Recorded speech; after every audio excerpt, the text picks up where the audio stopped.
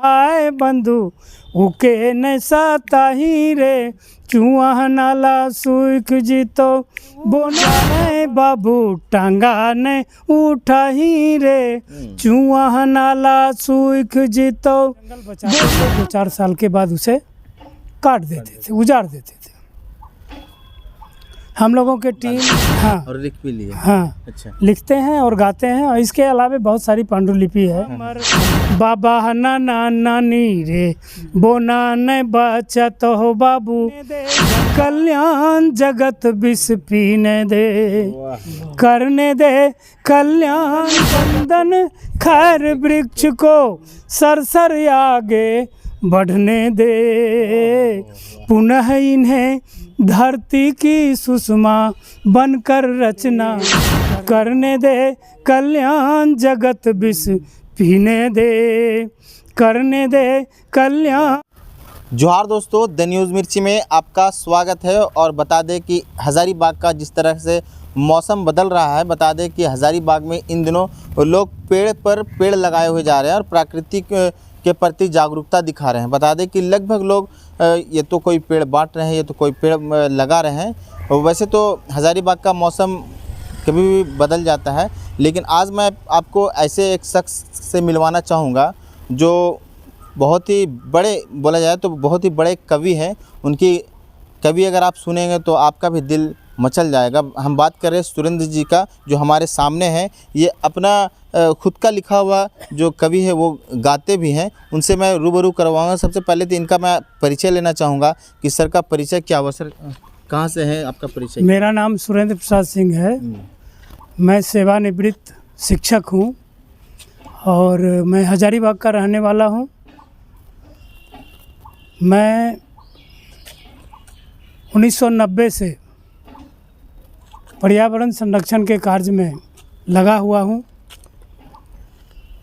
हम लोग गांव-गांव जा कर के, हमारी एक टीम थी, गांव-गांव में जा कर के लोगों को समझाना कि आप जंगल मत उजाड़ें, वृक्षों को ना काटें, वन्य जीव को ना छेड़ें।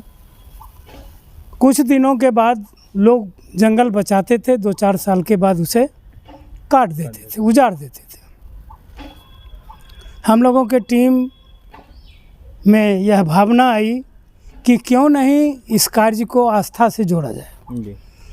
तब हम लोगों ने वृक्षों में रक्षा सूत्र बांधकर लाल ढंग का सालूक का फीता काट काट के रक्षा सूत्र बांधकर जंगल को बचाने का संकल्प लिया। गांव-गांव में जाकर लोगों से जंगल मांगना शुरू किया। चूँकि प्रत्येक गांव के जंगल का अपना रकबा होता है, उसी रकबा में से कुछ जंगल का पार्ट हम लोग मांगते थे कि जो सदा सदा के लिए प्रकृति को दान हो। और उद्देश्य ये था कि जो नेचुरल फॉरेस्ट है, प्राकृतिक जंगल है, उसमें जो हमारी जैव विविधता है, बायोडाइवर्सिटी है, वो भविष्य में भी बचा रहे। तेन केन प्रकार हम लोग कई गाँव में घूमते घूमते कोई गाँव में जंगल देने के लिए तैयार नहीं होते थे। लोग यही कहते थे कि हम लोग का तो झारखंड का यह सांस्कृतिक पहलू है कि लोग जंगल से जुड़े हुए हैं, उनका जीवन, जंगल के बिना उनका जीवन अधूरा है। तो ऐसी स्थिति में लोग कहते थे हम दतमन कहाँ से लाएंगे, पतई कहाँ से लाएंगे, पल्हा पत्र कहाँ से लाएंगे, हर जुआट कहाँ से, यानी दैनिक कार्यों के लिए जो भी उनके उपयोग का वस्तु था वो जंगल से लाते थे। तो वो कहे कि हम जंगल दे देंगे तो फिर कहाँ से लाएंगे। तो हम लोगों का सोच था, मान लिया जाए गांव में 100 हेक्टेयर जंगल है तो उसमें से आप जितना जंगल दे सकें, 10 एकड़, 5 एकड़, 20 एकड़, जो बिल्कुल उजरा हो वही दीजिए। इस तरह का प्रस्ताव दे करके हम लोगों को जागरूक करते थे। तो पहली सफलता हम लोगों को टाटीझरिया प्रखंड के डरभंगा गांव के ग्रामीणों ने दूधमटिया जंगल को दिया। साइकिल यात्रा की, पद यात्रा की, स्कूल, कॉलेज, महाविद्यालय, यूनिवर्सिटी, सब जगह घूमे और लोगों को जागृत किए कि फलाना तिथि को फलाना जंगल का अमुक समय में रक्षाबंधन होना है, आप सभी आमंत्रित हैं। यानी कि आपका शुरू से लगाव प्राकृतिक? जी 1990। आपके हाथों में जो बुक दिखाई दे रही है वो ये आप ही लिखे हैं? जी जी। अच्छा। ये जो बुक है जी जी। रक्षित वन सर्गक धाम। अच्छा। हाँ, पहले मैं गीत गाता था तो वन विभाग को ऐसा लगता था कि मेरे गीत में, मेरे मंच के सामने अभी भी जी। 29 साल से मैं दुधमटिया मंच का संचालन कर रहा हूँ, अच्छा। और उस मंच के सामने 20-25 हज़ार आदमी रहते हैं, और उस समय से मैं गीत गा रहा हूँ, चूँकि ग्रामीण भाषण सुनना नहीं चाहते। अच्छा, तो उसी गीत को अगर आप जैसे बता रहे हैं ग्रामीण भाषा नहीं सुनना चाहते, गीत सुनना चाहते, तो गीत आप कुछ गा दें। हाँ, गा ताकि देंगे। कुछ लोग को समझ में आए, क्योंकि प्राकृतिक से जुड़ा हुआ है। हाँ। और भी तो बहुत है- सारा सुनने में आया आपके बारे की खोटा वगैरह भी आप गाते हैं। तो ऐसा है ना जी। कि जहाँ जिस भाषा की ज़रूरत होती है, 6 भाषाओं में इसमें गीत है, अच्छा। हाँ। जो झारखंड सरकार इसको छापी है। अच्छा, 6 भाषा आप गा लेते हैं हाँ और लिख भी लिए? हाँ, अच्छा। लिखते हैं और गाते हैं, और इसके अलावा बहुत सारी पांडुलिपि है हाँ हाँ हाँ। अन्य विषयों से। जी। कुछ आज गा के सुनाए, दर्शक तो वो देख रहे हैं। मैं जब बच्चों के बीच जाता हूँ, मान लिया नागपुरी क्षेत्र में गया, तो बच्चों को संबोधित गीत बोना ने उजा रहे बाबू टांगा ने उठाही रे, चुआ नाला सुख जितो बोना का बचाही रे। वाह। बोना ने उजा रहे बाबू टांगा ने उठाही रे, चुआ नाला सुख जितो बोना का बचाही रे। अंधरे संझे बोन घूरें टट के हवा खावें रे, बांदर भालू देख के जिया अपन तुझुरावें रे। बाघ हाथी देख के तू कबो न डरावें रे, चुआ नाला सूख जितो बोना का बचाही रे। मैया बप्पा बोन हमर बाबा नाना नानी रे, बोना न बचत हो बाबू गंदा हवा पानी रे।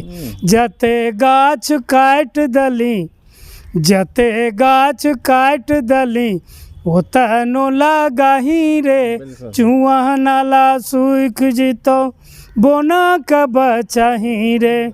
सुखल काठी सुखल लाठी बोना से तो लावें रे, हुलक ढुलक सांप देखी जिया न डरावें रे।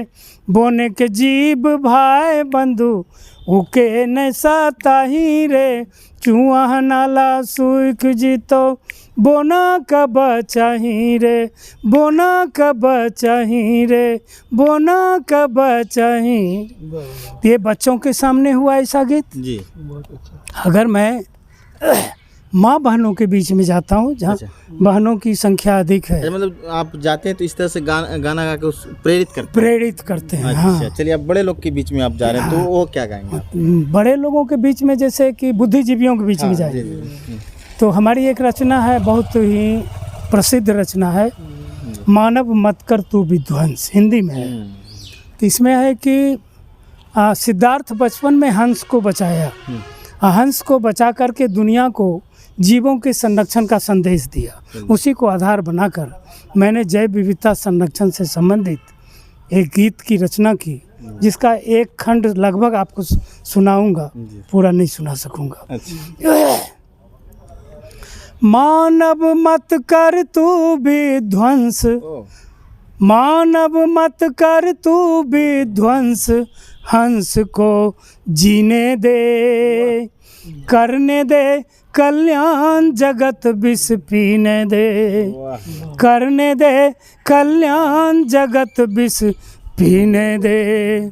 घर की मुंडेरे हैं सुना, कहाँ गए कौआ मैना, घर की मुंडेरे हैं सुना, कहाँ गए कौआ मैना, कहाँ गई नन्ही सी गोरैया, तरस रही मेरी नैना। मिलकर साथ रही थी गोरैया, मिलकर साथ रही थी गोरैया, ची ची कर बस उड़ने दे, घर की खिड़की और झरोखे पर इनको फिर बसने दे, करने दे कल्याण जगत विष पीने दे, करने दे कल्याण जगत विष पीने दे। नीम वृक्ष आंगन की शोभा, बरगद पीपल सिमट गए। नीम वृक्ष आंगन की शोभा, बरगद पीपल सिमट गए। सांझ सवेरे पंछी का धुन, सुनना अब यह विकट भये। चंदन पंदन खैर वृक्ष को, चंदन पंदन खैर वृक्ष को, सरसर आगे बढ़ने दे। पुनः इन्हें धरती की सुषमा बनकर रचना करने दे। करने दे कल्याण जगत विष पीने दे। करने दे कल्याण जगत विष पीने दे। चील गीध बगुला तोता का, दर्शन देखो सपन हुए। चील गीध बगुला तोता का, दर्शन देखो सपन हुए। कछुआ खरहा और मेढक का, दर्शन देखो दफन हुए। चील गीध बगुला तोता को, चील गीध बगुला तोता को, खुले गगन में उड़ने दे। सांप नेवला को धरती पर, सांप नेवला को धरती पर, फिर से लटपट करने दे। करने दे कल्याण जगत विष पीने दे। करने दे कल्याण जगत विष पीने दे। जलचर जीव सभी संकट में, नदियों में रोती है मगर। जलचर जीव सभी संकट में, नदियों में रोती है मगर। नदियाँ कचरे से विकृत हैं, बचने का है कोई डगर। कुहर कुहर कोयल रोती है, कुहर कुहर गंगा रोती है, इन्हें लहर कर बहने दे।